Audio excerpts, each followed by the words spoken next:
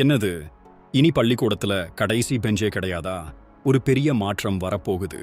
நம்ம தமிழ்நாட்டு அரசு பள்ளிகள்ல வழக்கமா பசங்க நேரான வரிசையில உட்காருவாங்கல்ல, அதுலயும் கடைசி பெஞ்ச் பசங்கன்னா ஒரு தனி குரூப்பே இருக்கும். ஆனா இனிமே அந்த சீனே இல்லைன்னு பள்ளிக்கல்வித்துறை அதிரடி உத்தரவு போட்டிருக்காங்க. வகுப்பறைகள்ல எல்லா சீட்களையும் பா வடிவத்துல போட போறாங்களாம். இது ஏன் தெரியுமா? நிறைய ஆய்வுகள் என்ன சொல்லுதுன்னா, பின்னாடி உட்கார்ற பசங்களுக்கு போர்டு சரியா தெரியறதில்ல, டீச்சர் கவனமும் அவங்க மேல அவ்வளவா போறதில்ல.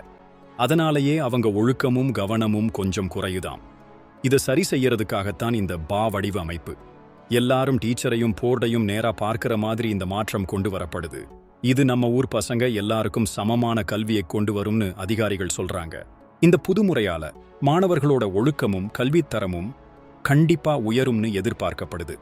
எல்லா மாணவர்களும் எந்த பாகுபாடும் இல்லாம ஒரே மாதிரி கிளாஸ்ல பங்கெடுக்க ஒரு வாய்ப்பு கிடைக்கும். இந்த மாற்றம் பத்தி நீங்க என்ன நினைக்கிறீங்க? கமெண்ட்ல சொல்லுங்க.